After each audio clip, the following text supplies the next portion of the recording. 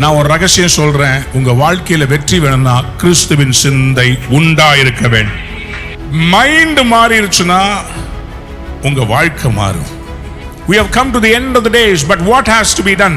We have to be transformed in the mind of Christ. நான் ரொம்ப ஹையா உனக்காக காரியம் வச்சிருக்கிறேன். நீ இன்னைக்கு இருக்கிற சூழ்நிலையை பார்த்து உன்னை எடை போட்டுட்டு இருக்கிற. நான் உன்னை நாளைக்கு எப்படி வைக்க போறேன்றத பார்க்கிறேன்.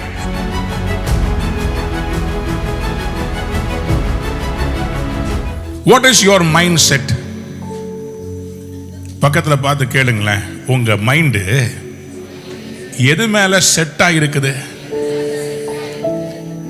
பல வருடங்களுக்கு முன்பாக அருமையான அண்ணன் சாம் ஜெபதுரையுடைய திருப்பத்தூர் உபவாச மண்டபத்தை கட்டும்படி ஒவ்வொரு செவ்வாய்க்கிழமையும் காலையில் பிருந்தாவன் எக்ஸ்பிரஸ்ல ஏறி ஜோலார்பேட்டையில் இறங்கி அங்கிருந்து திருப்பத்தூருக்கு பஸ் அல்லது ஆட்டோ எடுத்து சென்று அங்கே இருக்கிற கடைகளில் சிமெண்ட்டு ஜல்லி வாங்கி செங்கலை வாங்கி ஒரு மேஸ்திரிகிட்ட கொடுத்து அந்த கட்டிடங்களை கட்டுறது தான் என்னுடைய வேலை. அப்போ அந்த ஊழியத்தில் அந்த சிமெண்ட்டுக்கு அந்த கலவை போட்டு அவங்க செய்யும்போது அவங்க அதை எப்படி செட் பண்ணுறாங்களோ அப்படி தான் அந்த பில்டிங்கே வரும். அந்த கலவையை அவங்க ஊத்துறதுக்காக பாத்தி கட்டி they will make அந்த கம்பியை கட்டி அதுக்கு சுற்றி பலகையை அடித்து அது எங்கே ஊற்றணும், என்ன மாதிரி பில்டிங் ஷேப் வரணுன்றத முன்னாடியே அளந்து குழி எடுத்து அதற்கு வேண்டிய எல்லா செட்டையும் பண்ணிட்டு அதில் அந்த சிமெண்ட் அவங்க ஊற்றும் போது அந்த இடத்துல ஒரு பில்லர் உருவாகும். அந்த பில்லரை இணைக்கிற ஒரு பில்லர் வரும். அந்த பில்லர்லாம் இறங்கின பிறகு அதுக்கு மேலே செங்கலை வச்சு சிமெண்ட்டை வச்சு அவங்க செட் பண்ணுவாங்க. அந்த சிமெண்ட்ல பல ரகம் இருக்குது. சில சிமெண்ட் அதை கலந்து அதை பூசின உடனேயே கொஞ்ச நேரத்திலே செட் ஆயிடும். இன்னைக்கு நம்ம உலகத்தில் பார்த்தீங்கன்னா ரொம்ப ஈஸியாக நம்ம மைண்டை ஒரு காரியத்தில் செட் பண்ணுறதுக்காக உலகமே நம்ம மைண்டை கேப்சர் பண்ணுறதுக்கு ட்ரை பண்ணிட்டு இருக்குது. பவுல் அப்போஸ்தலன் மிஸ்டர் பால், என்ன சாமி என்ன பண்ண போறீங்க? நான் ஒன்று செய்கிறேன், பின்னானவைகளை மறந்து முன்னானவைகளை நாடி தேவன் அழைத்த பந்தய பொருளாம் லக்க நோக்கி என் மைண்டை நான் செட் பண்ணிட்டேன். எனக்கு அந்த பரலோகம் வேணும். நீங்க உங்க மைண்டை எதுல செட் பண்றீங்கன்றது ரொம்ப முக்கியங்க. மைண்ட் செட் ரொம்ப முக்கியம். இந்த ஃபாஸ்டிங் பிரேயர்ல கர்த்தர் நம்ம கிட்ட மாற்ற விரும்புகிறது, நம்ம மைண்ட் செட்டை மாற்ற விரும்புகிறார். ரெண்டு விதமான சிந்தனை இருக்கிறது, மாம்ச சிந்தை, ஆவிக்குரிய சிந்தை. அப்போ இந்த ஃபாஸ்டிங்ல நான் என்ன பண்ண விரும்புறேன்னா, மனுஷர் யோசிக்கிற பிரகாரம் யோசிக்காம I want to have the mind of Christ. What would Jesus do? இயேசு கிறிஸ்து இந்த நிலைமையில் இருந்தா அவர் என்ன செய்வார்? The mindset is important. உங்க மைண்டை எது மேல செட் பண்ணி வச்சிருக்கிறீங்க? உங்க மைண்ட் எதை தேடுகிறது? காலையில் எழும்பினவொன்னு உங்க மைண்ட் உங்ககிட்ட என்ன சொல்லுது? ஐயோ இன்னைக்கும் வேலைக்கு போகணுமான்னு சொல்லுதா? உங்க மைண்ட் என்ன சொல்லுது காலையில்? இன்னைக்கு என் புருஷன் காஃபி போடட்டும், டெய்லி நான் தான் போடுறேன்ல. என்ன சொல்லுது உங்க மைண்டு? என்ன சொல்லுது?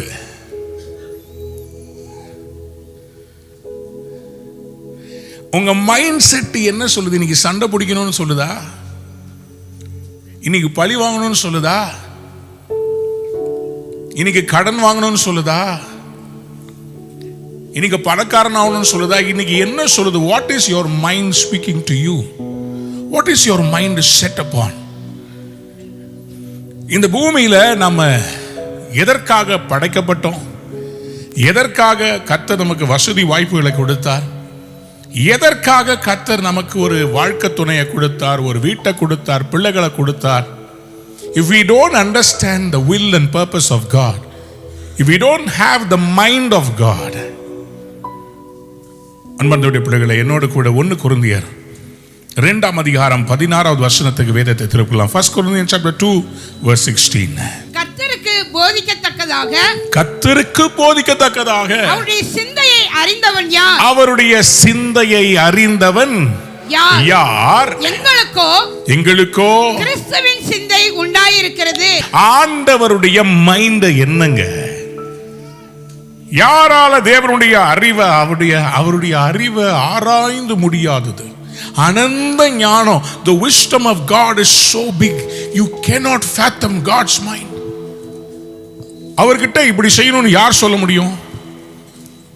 Who is there more wiser than him? அவரை விட யார் ஞானி இருக்கிறார்? Who has the mind of the Lord? யாரால அவருடைய இருதயத்தை ஆராய முடியும்? கேள்வி கேட்டுட்டு பதில அவர் அதே வசனத்தை சொல்றார். எங்களுக்கோ கிறிஸ்துவின் சிந்தை உண்டாயிருக்கிறது. நான் ஒரு ரகசியம் சொல்றேன். உங்க வாழ்க்கையில வெற்றி வேணும்னா கிறிஸ்துவின் சிந்தை உண்டாயிருக்க வேண்டும். Somebody said amen. யாராவது ஆமென் சொல்லுங்க. ஆண்டவர் இந்த பிரச்சனை எப்படி பார்ப்பார்?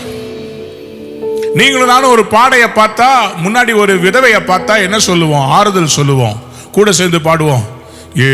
எருசலேம் என் ஆலயம். சிஸ்டர் கவலைப்படாதீங்க. ஆனா இயேசுவுக்கு இவள் இவ்வளவு வேதனையா இருக்கிறாளே, இவள் மகனை நான் உயிரோடு எழுப்பி ஆகணும், இங்க ஒரு அற்புதம் நடந்தாகணும். ஆறுதலா அற்புதமா? அதான் மைண்ட் செட் ஆஃப் கிரைஸ்ட். 38 வருஷம் ஒரு மனிதன் குளத்துக்கு பக்கத்திலே இருக்கிறான். வாய்ப்பு இருக்குது, ஆனா வசதி இல்லை. அற்புதம் இருக்குது, ஆனா அழைப்பதற்கு ஆள் இல்லை. You have an opportunity, but you don't have the probability of getting healed. You see, but you are not there. என்ன செய்வது? ஆண்டவர் வந்தாரு, அவன் மைண்ட் செட்டை கொஞ்சம் ட்ரை பண்ணாரு, சுகமாக வேண்டும் என்று விரும்புகிறார். அவன் சாக்கு போக்கு சொன்னான், பார்த்தாரு. இவன்ட்ட அடுத்த கேள்வியை கேட்டா இவன் அடுத்த 38 வருஷத்துக்கு இங்கேயே படுத்து கிடப்பான். படுக்க எடுத்துட்டு நட. பக்கத்தை பார்த்து சொல்லுங்களேன், மைண்ட் செட்டு. எத்தனை பேருக்கு நீங்க உங்க மைண்ட் கிறிஸ்துவின் சிந்தையா மாறணும்? அவர் ஒரு பட்டணத்துக்கு போறாரு பாருங்களேன். அவர் எருசலேமுக்கு போகணும்னு டிசைட் பண்ணிட்டார். அவர் மைண்டை எருசலேமுக்கு போகணும். போற வழியில சமாரியா வருது. சமாரியா வழியா போறதுக்கு பார்க்கிறார். சமாரியா மக்களுக்கு என்ன தெரியுமா? அவர் எருசலேமுக்கு போக போறாருன்னு அவங்களுக்கு தெரிஞ்சிருச்சு. அவங்க ஊருக்கு வரலன்னு, அதனால அவரை கண்டுக்கவே மாட்டேன்றாங்க, அவரை ஏத்துக்க மாட்டேன்றாங்க. சமாரியாவில் சில பேர் அப்படிதான். சர்ச்சுக்கு பாஸ்டர் விஷ் பண்ணாருன்னா பேசுவாங்க, இல்லைன்னா அப்படியே எஸ்கேப் ஆயிடுவாங்க. பாஸ்டர் பார்க்குறாரு பாரு, அப்படியே பேக் எடுத்து போகலாம், அப்படியே போயிரு புச்சிட போறாரு. இயேசுவை ஏற்றுக்கொள்ளவில்லையா? உடனே பக்கத்துல இருக்கிற சீஷர்கள், லூக்கா 9:53 கொஞ்சம் வாசிங்களேன். மைண்ட் செட்டை பாருங்க. லூக்கா 9:53. அவர் எருசலேமுக்கு போக நோக்கமாக இருந்தபடியினால் அவ்வூரார் அவரை ஏற்றுக்கொள்ளவில்லை. அவருடைய சீஷராகிய யாக்கோபும் யோவானும் அதை கண்டபோது, இந்த பக்கத்தில் இருக்கிற அசிஸ்டன்ட் பாஸ்டர் இருக்கிறாங்க பாருங்க, நம்மளை ஏத்தி விடுறதே உங்க வேலை. பாஸ்டர் நாங்க கூப்பிட்டோம், யாருமே வரல.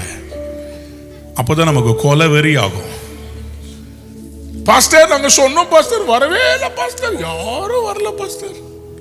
பாருங்க, இவரு என்ன பண்ணாரு? அந்த சீஷர்கள் கூட இருக்கிறவங்க யாக்கோபு யோவான் என்ன சொன்னாங்களாம் பாருங்க. அதை கண்டபோது ஆண்டவரே எலியா செய்தது போல, எலியா செஞ்சது மாதிரி வானத்திலிருந்து அக்கினி இறங்கி இவர்களை அழிக்கும்படி நாங்கள் கட்டளையிட உமக்கு சித்தமா என்று கேட்டார்கள். உமக்கு சித்தமான்னு கேட்டாங்க. ஏசாமி சொல்றாரு, அவர் திரும்பி பார்த்து அறிவீர்கள் என்று அதட்டி. என்ன கேட்டாரு? இன்ன ஆவி உள்ளவர்கள் என்பதை பக்கத்துல பார்த்து ரொம்ப அன்பா கேளுங்க. இன்ன ஆவி. நான் உங்கள்கிட்ட ரொம்ப பவ்யமா ஒரு கேள்வி கேட்கிறேன். ஃபர்ஸ்ட் சர்வீஸ்லாம் நான் இவ்வளவு சிரிச்சு பிரசங்கம் பண்ணவே இல்லை. ஏன்னு தெரியல, உங்க மேல ஆண்டவர் இவ்வளோ அன்பா இருக்கிறாரு, இவ்வளோ சிரிச்சு பேசுற, கடைசியில பெல்ட் வரும், அது மட்டும் சொல்லிடுறேன். இப்போ உண்மையா சொல்லுங்க, உங்க வீட்டுல பிரச்சனை நடக்கும் போது எத்தனை பேர் உங்க குடும்பத்தை விட்டு, உங்க புருஷனை விட்டு, பொண்டாட்டியை விட்டு எங்கேயாவது போயிட்டா நல்லா இருக்கும்னு யோசித்தீங்க? நிறைய நேரத்தில் நம்ம மைண்ட் செட் என்னன்னா, பழி வாங்கணும்ன்ற மைண்ட் செட் வருது. நம்ம சொல்ற கருத்து ஏத்துக்கலன்னா இந்த கம்பெனியே மூழ்குவதாக. ஒரு கிறிஸ்தவன், நான் என்னை மதிக்காத இந்த கம்பெனி நல்லா இருக்குமா? பக்கத்தை பார்த்து சொல்லுங்க, மைண்ட் செட்டு. நான் mind set. What is your mind set upon? நம்ம மைண்ட் செட் எப்படி இருக்குது? அதுக்கு தான் ஆண்டவர் சொன்னாரு, இந்த ஃபாஸ்டிங் பிரேயர் எதுக்காக நடத்துறேன் என்ன கேள்வி கேட்டார். எதுக்கு? நல்ல கவனிங்க, வெளி தோற்றத்தில் மாற்றம் இல்லை, உள்ளான மாற்றம் வெளியில மாற்றத்தை கொண்டு வரும். மைண்ட் மாறிடுச்சுன்னா உங்க வாழ்க்கை மாறும். மைண்ட் செட் மாறுற வரைக்கும் உங்க லைஃப் மாறவே மாறாது. நீங்க எவ்வளவு ஃபாஸ்டிங் அட்டெண்ட் பண்ணுங்க, எவ்வளவு ஜெபத்துக்கு போங்க, unless your mindset does not change. கடன் வாங்கி ஊரை ஏமாத்தியே வாழணும், உங்க மைண்ட் செட் அது உங்களால வெளியே வரவே முடியாது.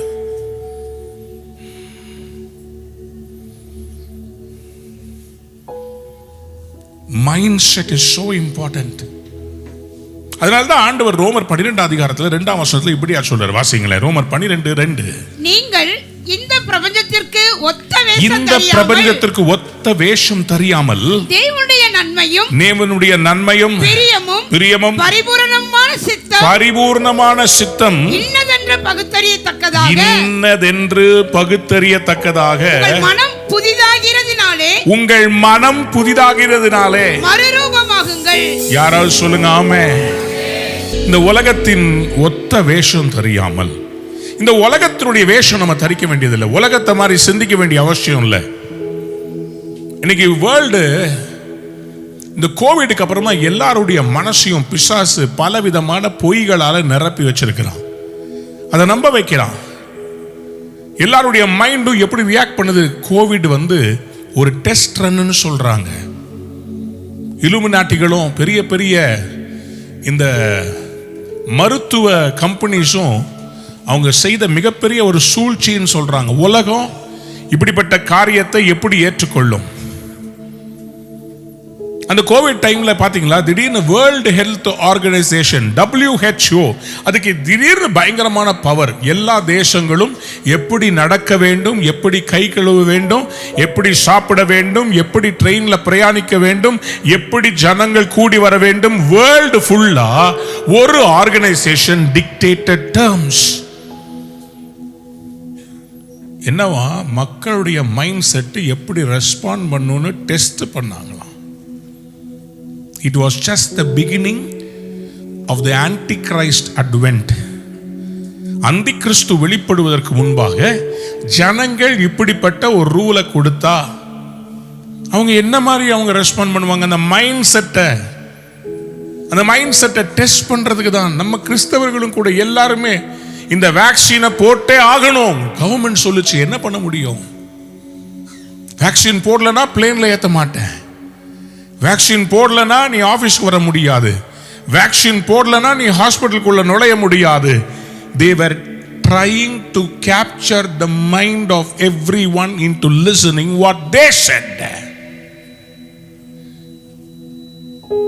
ஒவ்வொரு மனிதனுக்கும் ஒரு சுயமாய் சிந்திக்கிற சிந்தனா சக்தி இருக்கிறது. நல்லது கெட்டது என்று சூஸ் பண்றதுக்கான அதிகாரம் இருக்கிறது. அந்த பேசிக் ஃபண்டமெண்டல் ரைட்டையே அவங்க எடுத்துக்கிட்டு, நான் சொல்றதை நீ கேளு, அப்பதான் உனக்கு சாப்பாடு. இதுதானே பைபிள் எச்சரிக்கிறது. அந்த முத்திரையை பெறாதவன் கொள்ளவும் முடியாது, விற்கவும் முடியாது. We have come to the end of the days, but what has to be done? We have to be transformed in the mind of Christ. யாராவது ஒரு அல்லேலூயா சொல்றீங்களா? Man's perspective short sighted, God's perspective is a long sight. உங்களுக்கு கிட்ட பார்வை, தேவனுக்கு உங்க வாழ்க்கையின் எதிர்காலமே தெரிகிற தூர பார்வை. அப்ப இன்னைக்கு இருக்கிற காரியத்துக்கு மட்டும் கர்த்தர் உங்களை வழி நடத்தலங்க, அவர் இம்மைக்கும் அல்ல மறுமைக்கும் சேர்த்து உங்களை ரெடி பண்ணிக்கிட்டு இருக்கிறார். இம்மைக்கும் மறுமைக்கும். You have an eternal calling, eternal purpose. அதனால உங்க மைண்ட் செட் ரொம்ப ரொம்ப முக்கியம். இந்த மைண்ட் செட்டை மாற விடக்கூடாது. ஏன்னா இந்த மைண்ட் செட்டை இயேசு உங்களுக்கு எப்படி கொடுக்கிறார் தெரியுமா? அவர் உங்கள்கிட்ட நான் சொல்றத கேளு, இல்லைன்னா இப்படி ஆகும்னு சொல்லி குச்சை வச்சுக்கிட்டு உங்ககிட்ட பேசல. உங்களை அடிமையா பார்க்கல, அவரை ஆள்றவரா பார்த்து உங்களை அடிமையா பார்க்கவும் இல்லை. உங்களை குரு சிஷ்யனா கூட பார்க்கல. உங்ககிட்ட எப்படி தெரியுமா எல்லாத்தையும் வெளிப்படுத்த விரும்புறாரு? எப்படி வெளிப்படுத்த விரும்புறாரு தெரியுமா? யோவான் 15ஆம் அதிகாரம் 15ஆம் வசனத்தை வாசிங்க.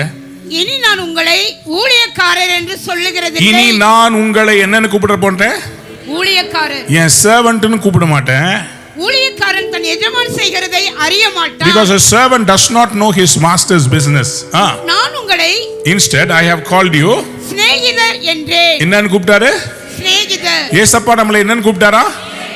அட சொல்லுங்க, அது இங்கிலீஷ்ல சொல்லுங்க. பக்கத்துல பார்த்து சொல்லுங்க. என்னன்னு கூப்பிட்டாரு ஏசப்பா? ஏன் ஃப்ரெண்டுன்னு கூப்பிட்டாரு? தம்பிங்க வாங்க. இப்போ நீ ஆஃபீஸ்ல வேலை செய்யறன்னு வச்சுக்கோங்க. உதாரணமா நீ வந்து வண்டி ஓட்டுற தானே? இப்போ எங்கள் ஆஃபீஸில் வண்டி ஓட்டுறேன்னா நான் வந்து ஒன்ட்டேன், தம்பி நாம் ஃபினான்ஷியலாக என்ன செய்ய போகிறோம்னா நெக்ஸ்ட் மந்த் உடைய பேலன்ஸ் ஷீட்டை ஒன்றை தரேன். நீ வந்து ஃபோர்காஸ்டிங் பண்ணி ஆகணும். நீ வந்து இதெல்லாம் பண்ணணும்னு ஒன்றை சொல்ல மாட்டேன். சாவியை புடி, காரை எடு, எங்கே பார்க் பண்ணு, நம்ம போகலாமா, இங்கே போகணும், இதுதானே சொல்லுவேன். உன்கிட்ட வந்து எல்லாத்தையுமே சொல்லிட்டு இருப்பேன். ஏன் சொல்ல மாட்டேன்? சொல்ல மாட்டீங்க. ஏன் சொல்ல மாட்டேன்? எங்கே போகணுமோ தேவையா அது மட்டும் என்ன வேலை கொடுத்துருக்கணும் அந்த வேலை தான் செய்யணும். ஏன்னா உங்கள் பேர் என்ன? டிரைவர். ஆனால் ஆண்டவர் என்ன சொல்றாரு? நான் உங்களை வேலைக்காரனா பார்க்கல, நான் உங்களை என் ஃப்ரெண்டா பார்க்குறேன். ஃப்ரெண்டு கிட்ட எப்படி பேசும்? மச்சி என் வீட்டில் ஒரே பிரச்சனைடா மச்சி, என் பொண்டாட்டி தொல்லை தாங்கவே முடியல. உன் வீட்டில் எப்படி? நான் எப்படி என் வாயால சொல்லுவேன்? மைக்கு வச்சு முன்னாடி கேட்டீங்கன்னா என் பொண்டாட்டி வேற லெஃப்ட்ல உட்காந்துட்டு இருக்கிறான். வீட்டுக்கு போனா லெஃப்ட்ல கொடுத்து ரைட்ல வாங்கிடுவா. ஃப்ரெண்டு கிட்ட எல்லாத்தையும் பேசுவோம் பாத்தீங்களா?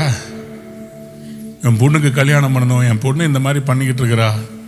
ஃப்ரெண்டு கிட்ட நம்ம எப்படி பேசுவோம்னா ரொம்ப ஃப்ரெண்ட்லியா மனசு திறந்து பேசுவோம்.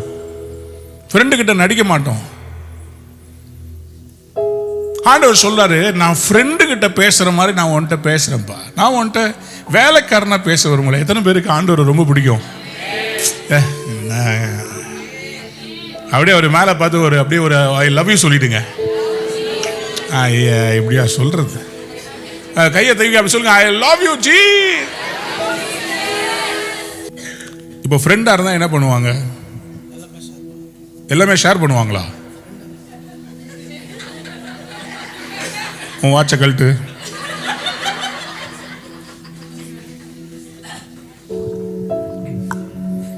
இந்த வாட்சு ரொம்ப காஸ்ட்லி, நீ வேற இப்படி சொல்லிட்ட. இந்தா போட்டுக்கப்பா, கொஞ்சம் லூஸா இருக்கும், எனக்கு கொஞ்சம் போட்டு விடு. லூஸ் பண்ணுமா? போறதுக்குள்ள லூஸ் பண்ணி கொடுத்துருவியா? உன்னை மேல கூப்பிட்டதுக்கு எனக்கு ஒரு லூஸ் ஆயிடுச்சு. உனக்கு தான் ஃப்ரெண்டுன்னு சொல்லிட்டோம்ல. ஃப்ரெண்டை போல யார் மச்சான்? என்ன மச்சான்? ஃப்ரெண்டுனா எல்லாமே வெளிப்படுத்துவாங்க, எல்லாத்தையுமே சொல்லுவாங்க. ஆண்டவர் சொல்றாரு, நான் உன்னை வேலைக்காரன்னு கூப்பிடலப்பா, நான் உன்னை என் ஃப்ரெண்டுன்னு கூப்பிடுறேன். நான் என் ஃப்ரெண்டுன்னு அவனை கூப்பிட்டுட்டேன். அதனால என்ன செய்ய போறேன்? நான் என் பிதாவினிடத்தில் நான் கேள்விப்பட்ட எல்லாவற்றையும் உனக்கு நான் அறிவிக்கிறேன். என் பிதா வல்லமை உள்ளவர், என் பிதா இரக்கம் உள்ளவர். அவர் நீ கேட்டா உடனே தருவார். அவர் இல்லாதவைகளை உருவாக்கி தருகிறவர். அவர் எல்லாவற்றையும் செய்ய வல்லமை உள்ளவர். உன்னுடைய முன்னாட்களை பார்க்க மாட்டார். உன் சரித்திரத்தை பார்த்து உன்னை ஆசீர்வதிக்க மாட்டார். அவர் எளியவனை குப்பையில் இருந்து எடுத்து ராஜாக்களோடு அமரப்படுவார். நீ இன்னைக்கு இருக்கிற நிலைமையில் அல்ல, உன் பிள்ளைகளை ராஜாக்களா மாத்துவார். உனக்கு சொந்த வீட்டை தருவார். நீ அதை கட்டி முடிப்ப.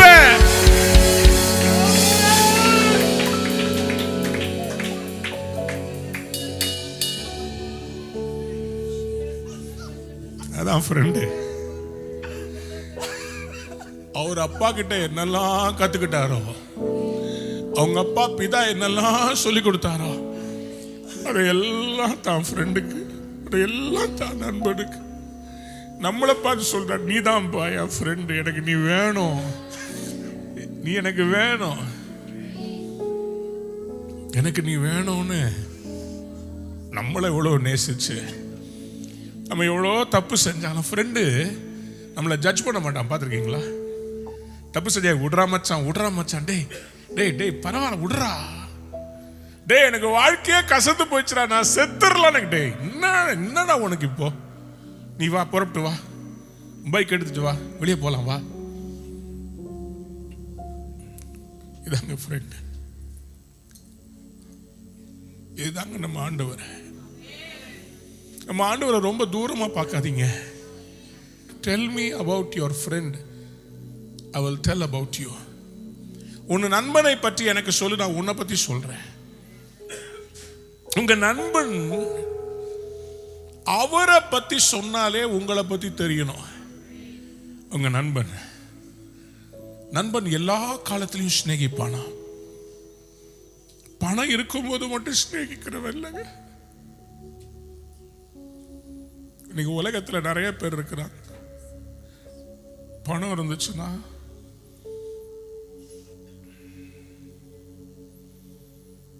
உங்ககிட்ட இருக்கிறத சிநேகிக்கிறவங்க இருக்கிறாங்க. பெரிய சர்ச் இருந்துச்சுன்னா நிறைய நண்பர்கள் நான் பார்த்துருக்கிறேன்.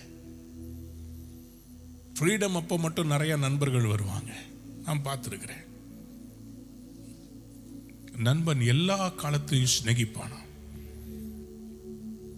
கேள்விப்பட்டது எல்லாத்தையும் நான் சொல்றேன், ஏன்னா உங்களை நண்பன் ஆண்டவர் அழைக்கிறார். எத்தனை பேர் ஆண்டவரை இன்னைக்கு உங்க நண்பனா பார்க்க விரும்புறீங்க? கைகளை உயர்த்தி ஆண்டவர்கிட்ட சொல்லுங்க, உம்மை நேசிப்பே, உம்மை நேசிப்பே, உம்மை நேசிப்பே இயேசுவே, உம்மை நேசிப்பே, உம்மை நேசிப்பே, உம்மை நேசிப்பே இயேசுவே. அவரை மாதிரி சிந்திக்காம வேற மாதிரி எப்படி சிந்திக்க முடியும்? How can you think differently? நீங்க உங்களுக்கு முன்பாக நான் ஒன்று வைக்கிறேன். What would Jesus do? WWJD. இயேசு என்ன செய்வார்? இந்த சூழ்நிலையை பார்க்கும்போது இயேசு என்ன செய்வார்? இயேசு உங்க நிலைமையில் இருந்தா, உங்க இடத்துல இருந்தா அவர் என்ன செய்வார்? Just give thought to that. What would Jesus do? How would he react? What would he say? What would he do? அவர் ஆக்ஷன்ஸ் என்னமா இருக்கும்? அவர் செயல்கள் எப்படி இருக்கும்? அவருடைய வார்த்தைகள் என்ன மாதிரி இருக்கும்? சில நேரத்தில் நம்ம அவரை ஃப்ரெண்டா பார்க்காததுனால ஆண்டவர் நம்ம கிட்ட சொல்லி புரிய வைக்க வேண்டியதா இருக்கு. ஏசாயா தீர்க்கதரிசன புத்தகம் 55 அதிகாரம் 9 வசனத்தை வாசித்து பாருங்க. Isaiah 55 verse 9. பூமியை பார்க்கிலும் வானங்கள் எப்படி உயர்ந்திருக்கிறதோ, பூமியை பார்க்கிலும் வானங்கள் எப்படி உயர்ந்திருக்கிறதோ, அப்படியே உங்கள் வழிகளை பார்க்கிலும், அப்படியே உங்கள் வழிகளை பார்க்கிலும், என் வழிகளும் உங்கள் நினைவுகளை பார்க்கிலும், உங்கள் நினைவுகளை பார்க்கிலும் என் நினைவுகளும் உயர்ந்திருக்கிறது. அதனால்தான் 8ஆம் வசனத்தை சொல்றாரு, என் நினைவுகள் என் வழிகள் உங்கள் வழிகளும் அல்ல. உங்கள் வழிகள் என் வழிகளும் அல்லவென்று கர்த்தர் சொல்கிறார். ஏன்னா நான் ரொம்ப ஹையா உன்னை பத்தி யோசித்து வச்சிருக்கிறேன். நான் ரொம்ப ஹையா உனக்காக காரியம் வச்சிருக்கிறேன். நீ இன்னைக்கு இருக்கிற சூழ்நிலையை பார்த்து உன்னை எடை போட்டுட்டு இருக்கிற. நான் உன்னை நாளைக்கு எப்படி வைக்க போறேன்றத பார்க்கிறேன். ஏன் மர்வமாகணும்? ஏன்னா அப்பதான் நம்ம தேவனுக்கு நன்மை, பிரியம், பரிபூர்ணமான சித்தம் என்னன்றத பகுத்தறியத்தக்கதா நம்ம வாழ்க்கை நடக்கும். ரோமர் 12:2 இந்த உலகத்துக்கு ஒத்த வேஷம் தெரியாமல் தேவனுடைய நன்மையும் பிரியமும் பரிபூரணமான சித்தம் இன்னதென்று பகுத்தறியத்தக்கதாக உங்கள் மனம் புதிதாகிறதினாலே மறுரூபமாகுங்கள். யாராவது ஒரு ஆமென் சொல்லுங்க. The mindset to understand the good, the pleasing, the perfect will of God. My mindset is not about whatever attracts me, it's about what God has chosen for me. எல்லாவற்றையும் அனுபவிக்க எனக்கு திராணி உண்டு, ஆனால் எல்லாம் எனக்கு தகுதியாயிராது. The mindset. பணம் இருக்குன்னு எல்லாத்தையும் செஞ்சிடலாம், இல்ல நான் செய்ய முடியாது. ஏன்னா என்னை அழைத்தவர் உண்மை உள்ளவர், எனக்கு வாக்குத்தத்தம் செய்தவர். இந்த குடும்பத்தை விட்டு நான் ஓட முடியாது, நான் நின்று ஜெயிச்சுதான் ஆகணும். என் ஸ்தானத்தை விட்டு கொடுக்க முடியாது. எனக்கு கொடுக்கப்பட்ட முதல் ஊழியம் என் குடும்பம். அதற்காக நான் திறப்புல நிற்பேன், ஜெபிப்பேன். நான் டிவோர்ஸ் கொடுக்க மாட்டேன், நான் வேற பெண்ணை தேட மாட்டேன், நான் வேற இடத்துக்கு ஓட மாட்டேன், நான் நிற்பேன். இது என்னுடைய யுத்த களம். இந்த இடத்துல நின்று நான் ஜெயிப்பேன். இதுதான் என் mind set. This is my mindset. I will not give up on my family. I will not give up on my responsibility. இது கர்த்தர் கொடுத்த வேலை, நான் நிற்பேன். இது கர்த்தர் கொடுத்த குடும்பம், நான் நிற்பேன். இது கர்த்தர் கொடுத்த சபை, நான் அந்த சபைக்காக நிற்பேன். இதாங்க மைண்ட் செட். எல்லாரும் ஓடுறாங்க, ஷம்மா சொல்றான் நான் ஓட முடியாது. ஷம்மா தெரியுமா? ஷம்மா தாவீதோடு இருந்த பராக்கிரமசாலிகள் ஒருவன் ஷம்மா. பயிர் நிறைஞ்ச ஒரு இடத்துல வயல் வெளிகள்ல பெலிஸ்தியர் வர்றாங்க, எல்லாரும் தெரிச்சிட்டு ஓடுறாங்க, தன்னுடைய ஜீவனை காப்பாத்தினா போதும். ஆனா ஷம்மா மட்டும் சும்மா இல்லைங்க, அவன் தைரியமா அந்த இடத்துல நிக்கிறான். அவன் மைண்ட் செட் என்ன தெரியுமா? ஜெயாலியுடைய mind set. I am a winner பா. யாராவது ஜெயாலிகள் இருந்தா அவன் மட்டும் ஒரு பெரிய அல்லேலூயா சொல்லுங்க. உங்க மைண்ட் செட் இன்னையில இருந்து மாறணும். நீங்க தோத்தாங்கோலி இல்ல, நீங்க ஜெயாலி. நீங்க கிறிஸ்துவோட கூட எழும்பி இருக்கிறீங்க, கிறிஸ்துவோட கூட ஆளுகை செய்வீங்க. You are a ruler, you are born to reign. உங்களை எதுவும் அக்யூஸ் பண்ணக்கூடாது. நீங்க உங்க மைண்ட் செட்டை மாறிடணும். குற்றம் சாட்டுறோம் வந்து உங்ககிட்ட ஏதாவது கேட்டாரு, நீங்க சொல்ல போடா, உன்னுடைய காரியம் ஒண்ணுமே என்கிட்ட இல்லடா. என்கிட்ட இருக்கிற ஒரு பெரியவர், கசப்பு இல்லை, வெறுப்பு இல்லை, யார் மேல எனக்கு கசப்பு இல்லை, எதுக்கு மேல எனக்கு வந்து டிஸ்ட்ராக்ஷன் இல்லை. எனக்கு இருக்கிறதெல்லாம் ஒன்னே ஒண்ணு, இயேசு சுவாமி. சொல்லுங்க ஆமே. 2 சாமுவேல் 23:11 வாசிக்கலாம். இவனுக்கு மூன்றாவது ஆகேயின் குமாரனாகிய சம்மா என்னும் ஆராரியன் சிறுபயறு நிறைந்த வயலிருந்த இடத்திலே பெலிஸ்தர் ஏராளமாய் கூடி ஜனங்கள் பெலிஸ்தரை கண்டு ஓடுகிற போது இவன் அந்த நிலத்தின் நடுவிலே நின்று, சிறு பயர் கொண்ட அந்த நிலத்தின் நடுவிலே நின்று அதை காப்பாற்றி பெலிஸ்தரை மடங்கடித்து போட்டான். எப்படி எப்படி எப்படி மடங்கடித்து போட்டான். பெலிஸ்தியர்னா என்ன ஒரு ஆளா? பெலிஸ்தியர்னா ஒரு ஆளா? ஒரு சேனைங்க. இவன் ஒத்த ஆளுங்க, ஷம்மா ஒரே ஆளுங்க, பெரிய சேனைங்க. ஆனா இவனுக்கு ஒரு வைராக்கியம். நான் ஒன்று சொல்ல போறேன், கை தட்ட போறீங்க, ரெடியா இருக்கிறீங்களா? இன்னைக்கு கர்த்தர் சில பேரை வைராக்கியமான யுத்த வீரர்களை சபையில் எழுப்ப போறேன். You are a warrior. பக்கத்துல பார்த்து சொல்லுங்க, யூ ஆர் a warrior. நீ ஒரு யுத்த வீராங்கனை, நீ ஒரு யுத்த புருஷன். பிலிப்பியர் 2 தெளிவா பவுல் சொல்றாரு, பாஸ்டர் பவுல் சொல்றாரு, எப்பா நீங்களாம் எல்லா வேலையும் பண்ணது போதும், இப்போ நீங்க எல்லாரும் ஒரே மாதிரி மைண்ட்ல இருக்கணும். இந்த ஷம்மா ஒருத்தன் பெரிய பெலிஸ்தியர் ஷம்மா ஏன் அந்த இடத்தை விட்டு நவுறல தெரியுமா? எதுக்காக அந்த இடத்தை விட்டு நவுறல தெரியுமா? ஏன்னா அங்க ஒரு பெரிய சரித்திரம் இருக்கு. அந்த சரித்திரம் என்ன தெரியுமா? அங்கதான் தாவீது கோலியாத்தை வீழ்த்தி இருந்தான். இந்த இடத்தை நான் விட்டு கொடுக்க முடியுமா? இந்த சென்னையை விட்டு கொடுக்க முடியுமா? தமிழ்நாட்டை விட்டு கொடுக்க முடியுமா? எழுப்புதலுக்காக ரத்தம் சிந்தப்பட்ட சென்ட் தாமஸ் மவுண்டை விட்டு கொடுக்க முடியுமா?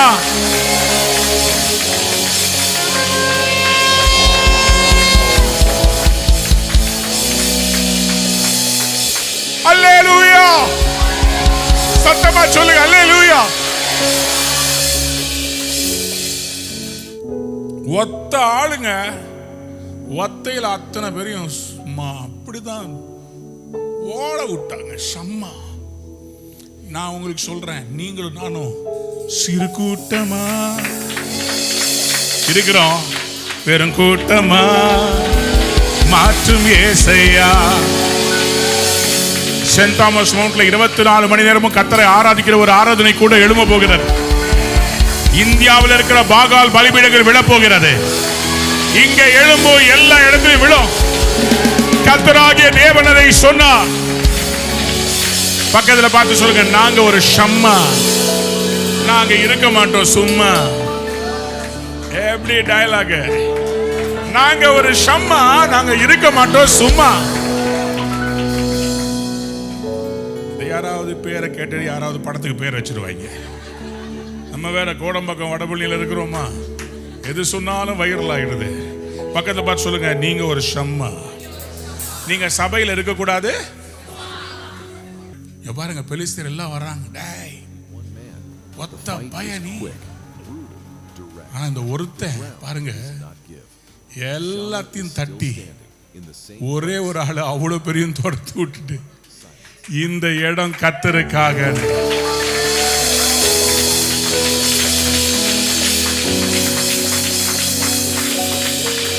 இதாங்க நீங்க உங்க குடும்பத்தை காப்பதற்காக தேவன் எழுப்பின, உங்க தேசத்தை காப்பாற்ற தேவன் எழுப்பின சேனையை துரத்துகிற ஒரு பெரிய சேனை.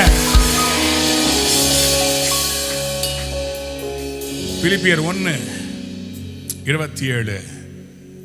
நான் வந்து உங்களை கண்டாலும் நான் வராமல் இருந்தாலும் நீங்கள் ஒரே ஆவியிலே உறுதியாய் நின்று. நீங்க என்ன பண்ணணும்? ஒரே ஆவியில உறுதியாய் இருந்து ஒரே ஆத்துமாவினாலே சுவிசேஷத்தின் விசுவாசத்திற்காக கூட போராடி எதிர்க்கிறவர்களால் ஒன்றிலும் மறலாதிருக்கிறீர்கள் என்று. எதிர்க்கிறவங்களால ஒன்றிலும் மறலாது, அசைக்கப்பட மாட்டீங்க. எதிர்க்கிறாங்க, அதை பத்தி ஒன்றிலும் மறலாது இருக்கிறீர்கள் என்று. உங்களை பத்தி நான் அப்படி கேள்விப்படணும். ஆகவே நீங்கள் எவ்விதத்திலும் கிறிஸ்துவின் சுவிசேஷத்திற்கு பாத்திரரா நடக்கணும்னா என்ன பண்ணணும்? ஒரே ஆவியிலே உறுதியாய் நின்று ஒரே ஆத்துமாவினாலே சுவிசேஷத்தின் விசுவாசத்திற்காக கூட போராடி எதிர்க்கிறவர்களால் ஒன்றிலும் மருளாதிருக்கிறீர்கள். இந்த நாளும் இருந்தா நீங்கள் சுவிசேஷத்துக்கு பாத்திரராக நடந்து கொள்வீர்கள். பக்கத்தை பார்த்து சொல்லுங்க, ஒரே ஆவி. பரிசுத்த ஆவியானவர் எத்தனை ஆவி? அப்ப சபைக்குள்ள இருக்க வேண்டியது என்ன ஆவி? Are we in the same mind, in the same spirit? அதனால தான் இயேசு கிறிஸ்து கேட்க வேண்டியது, நீங்கள் என்ன ஆவி உடையவர்களாக இருக்கீங்க? What spirit are you made of? அன்பு தேவனுடைய பிள்ளைகளே, சபை என்பது பரிசுத்தமான இடம். சபையில் ஒரு பரிசுத்தம் இருக்கணும். வர்ஷிப் லீடர்ஸ்குள்ள இருக்கிற அதே ஆவி சபை விசுவாசிகள்கிட்ட இருக்கணும். பாஸ்டர்கிட்ட இருக்கிற அதே ஆவி தலைவர்கள்ட்ட இருக்கணும். எல்லாரும் ஒன்னா சேர்ந்து ஒரே ஆவி, ஒரே சிந்த, ஒரே அன்பு உடையவங்களா இருந்தா இந்த தேசத்தை நம்ம அசைக்கலாம், கலக்கலாம். இந்த ஒரே ஆவியை குறித்து பவுல் இந்த பிலிப்பியர் 2ஆம் அதிகாரத்துல இயேசு கிறிஸ்துவை முன்மாதிரியாக வச்சு காண்பிக்கிறார். பிலிப்பியர் 2ஆம் அதிகாரத்துல 2ஆம் வசனத்தை வாசித்து பாருங்க. நீங்கள் ஏக ஏக சிந்தையும் ஏக அன்பும் உள்ளவர்களாய் இருந்து இசைந்த ஆத்துமாக்களாய் ஒன்றையே சிந்தித்து என் சந்தோஷத்தை நிறைவாக்குங்கள். எது இல்லையோ அதை பத்தி தானே பவுல் பேசுவாரு. இப்ப பிலிப்பியர் சபையில ஏதோ ஏக சிந்தை இல்ல, ஏக அன்பு இல்ல, எல்லாரும் அவங்கவுங்க இண்டிவிஜுவலா அன்பா இருக்கிறாங்க, ஆனா ஏக அன்பு இல்ல, ஏக சிந்தை இல்ல. ஆகவே அவங்களுக்கு இன்ஸ்ட்ரக்ஷனா சொல்றாரு, நீங்கள் ஏக அன்பு ஏக சிந்தை ஒரே மாதிரி யோசிக்கணும், ஒன்னையே சிந்திக்கணும், அப்பதான் எனக்கு சந்தோஷம். நீங்க எல்லாரும் அதே மாதிரி இருந்தீங்கன்னா எனக்கு எவ்வளவு சந்தோஷம். சொல்லுங்க ஆமேன், சத்தமா ஆமேன் சொல்லுங்க. எத்தனை பேர் ஏக சிந்தையா சிந்திக்கிறீங்க? கர்த்தர் நமக்கு பெரிய இடத்தை கொடுப்பார். எத்தனை பேர் ஏக சிந்தையா சிந்திக்கிறீங்க? கர்த்தர் திரளான ஆத்துமாக்களை ரூபா மூலமா ரட்சிப்பு நடத்துவார். எத்தனை பேர் ஏக சிந்தையா சிந்திக்கிறீங்க? இந்தியாவில் பெரிய மறுரூபம் வரும். எத்தனை பேர் ஏக சிந்தையா சிந்திக்கிறீங்க? தமிழ்நாட்டில மறுபடியும் கர்த்தருடைய ஆட்சி வழங்கும்.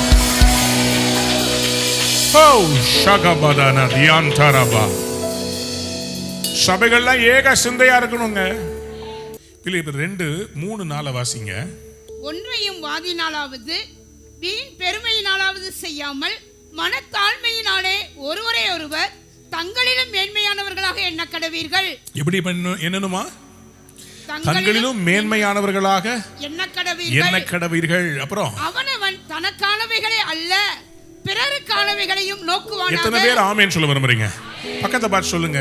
செல்ஃபிஷா இருக்க கூடாது. மைண்ட் ஆஃப் கிரைஸ்ட் எப்படி இருக்கும்? செல்ஃபிஷா இருக்காது.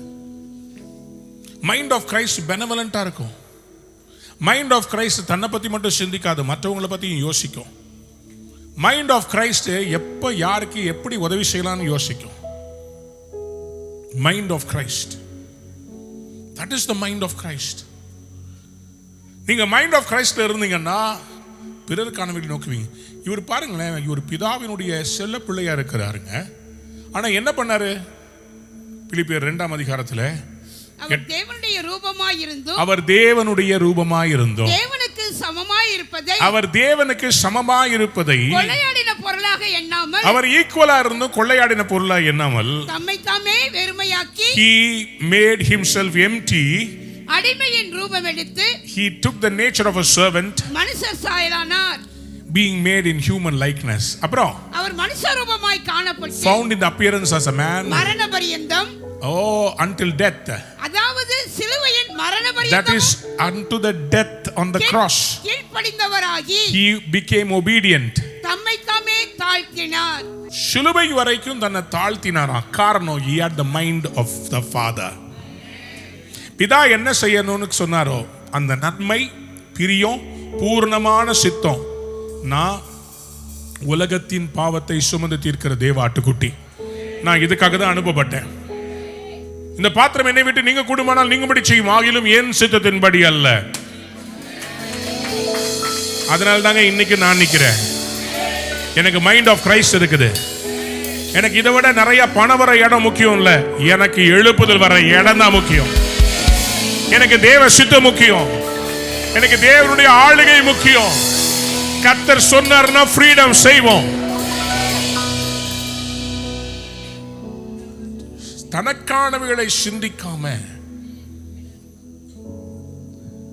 அதனாலதான் என்னால சுயநலமா வாழ முடிய மாட்டேங்குது. இந்த மினிஸ்ட்ரியை ஒரு வியாபாரமா பார்க்க முடியல. எனக்கு சொத்து சேர்க்கணும், நகை சேர்க்கணும், பணம், வீடு கட்டணும், லேண்டை வாங்கி போடணும், ஐஸ்வர்யங்களை தேட மாட்டேங்குது. ஃப்ரீடம், அடுத்த ஃப்ரீடம் கோயம்புத்தூர்ல ரெடியா இருக்கு. டேட்டை புக் பண்ணிட்டு வந்துட்டேன். வேலை செய்ய ஆள் இல்லை. மனம் துடிக்குது, மனம் துடிக்குது. எனக்கு ஃப்ரீடம் இந்த வருஷத்தை செஞ்சிருன்னு சொல்லி ஆண்டவர் சொல்றாரு. வலிக்குது. ஐயோ, ஃப்ரீடம் கோயம்புத்தூர்ல பண்ணணுமே. நார்த்ல இருந்து கேட்கறாங்க, போபால்ல ஃப்ரீடம் பண்றீங்களா? நாக்பூர்ல கேட்கறாங்க ஃப்ரீடம். முடியலன்னு சரி நாங்க பண்றோம், நீங்க வரீங்களா? நாங்க அந்த ஃப்ரீடமை பார்த்தோங்க, மலையில நின்று ஜனங்க ஆராதிக்கிறத பார்த்தோங்க. அதே மாதிரி எழுப்புதல் எங்க பட்டணத்துல வேணும், மகாராஷ்டிரால வேணும். நீங்க நாக்பூர் வரணும். ஜனங்க கூப்பிடுறாங்க. சேனையா நிக்கிறதுக்கு ஒரு வர்ஷிப் டீம் வேணும். எனக்கு இரவும் பகலும் கத்தரை ஆராதிக்கிற ஒரு டீம் வேணும். ஒரு ட்ரம்மர் வேணும், ஒரு கீபோர்டிஸ்ட் வேணும், ஒரு லீட் கிட்டாரிஸ்ட் வேணும், ஒரு பேஸ் கிட்டாரிஸ்ட் வேணும். கூட்டத்தை ஒழுங்குபடுத்துறவங்க வேணும், ஜெப வீரர்கள் வேணும், பிசாசை துரத்துறவங்க வேணும், ஒரு சேனை வேணும். Mind of Christ. பகற்காலம் இருக்கும் மட்டும் நான் என்னை அனுப்பியவருடைய சித்தத்தை செய்ய வேண்டும், ஒருவரும் கிரியை செய்ய ராக்காலம் ஒன்று வருகிறது. யோவான் 9ஆம் அதிகாரத்தில் ஆண்டவர் சொன்னார், ரெஸ்ட் எடுக்க முடியாதுங்க, இது ஓட வேண்டிய காலம், இது அறுவடையை சேர்க்க வேண்டிய காலம். Mind of Christ, mind of Christ. எத்தனை பேர் அவனுடைய மைண்ட் வேணும்னு சொல்றீங்க? பிலிப்பியர் 2:3-4 வீட்டுக்கு போய் வாசிங்க. பிலிப்பியர் 3:15 இப்படியா சொல்றாரு. பிலிப்பியர் 3:15, ஆகையால் நம்மை தேறினவர்கள் யாவரும் இந்த சிந்தையா இருக்க கடவோம், இந்த சிந்தையா இருக்க கடவோம். வேற எந்த காரியத்திலாவது வேற சிந்தையா இருந்தா அதையும் தேவன் உங்களுக்கு வெளிப்படுத்துவார். You all have to be mature and have the same mind. எல்லாரும் சொல்லுங்க ஆமென். பிலிப்பியர் 4:2 வாசிக்கலாம். பிலிப்பியர் 4:2, கர்த்தருக்குள் ஒரே சிந்தையா இருக்க, கர்த்தருக்குள் ஒரே சிந்தையா இருக்க ஏயோதியாளுக்கும் சிந்திக்கையாளுக்கும் புத்தி சொல்லுகிறேன். எனக்கு என்னன்னு தெரியல, பவுல் சபைக்கு பேசிட்டு இருக்கும்போது 2 சிஸ்டர்ஸ்ட மட்டும் திடீர்னு ட்ரக்குன்னு ட்ராக்க மாத்தி பேசுறாரு. சிஸ்டர்கள் சபைக்கு ரொம்ப முக்கியமானவர்கள். ஆனால் சிஸ்டர்ஸால் ஒன்றாக சேர்ந்து ஜெபிப்பது என்பது நெயில் ஆம்ஸ்ட்ராங் 3க்கு சென்றது போன்றது. தனியா எல்லாரும் பார்த்தா தேவ தூதர்கள், ஒன்றாய் சேர்ந்தால்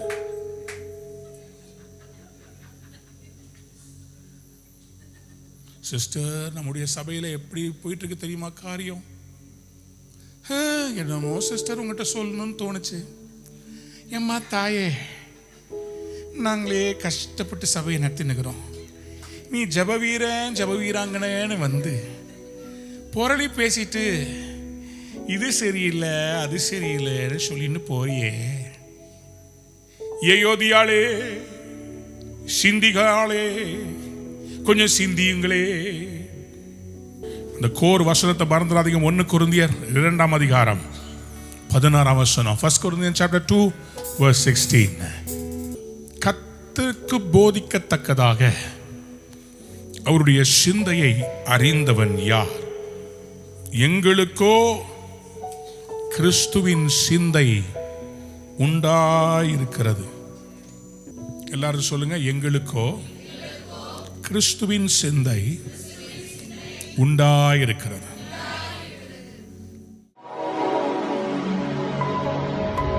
அன்பான நேயர்களே, இந்நிகழ்ச்சியில் கொடுக்கப்பட்ட வாக்குத்தத்தங்களும் தீர்க்க தரிசன வார்த்தைகளும் உங்களுக்கு ஆசீர்வாதமாய் இருந்திருக்கும் என்று நாங்கள் நம்புகிறோம்.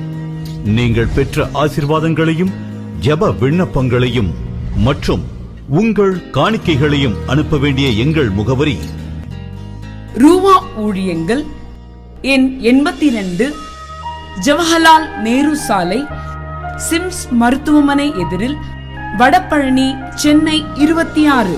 உங்கள் காணிக்கைகளை ஆன்லைன் மூலமாக எளிதாக செலுத்தலாம்.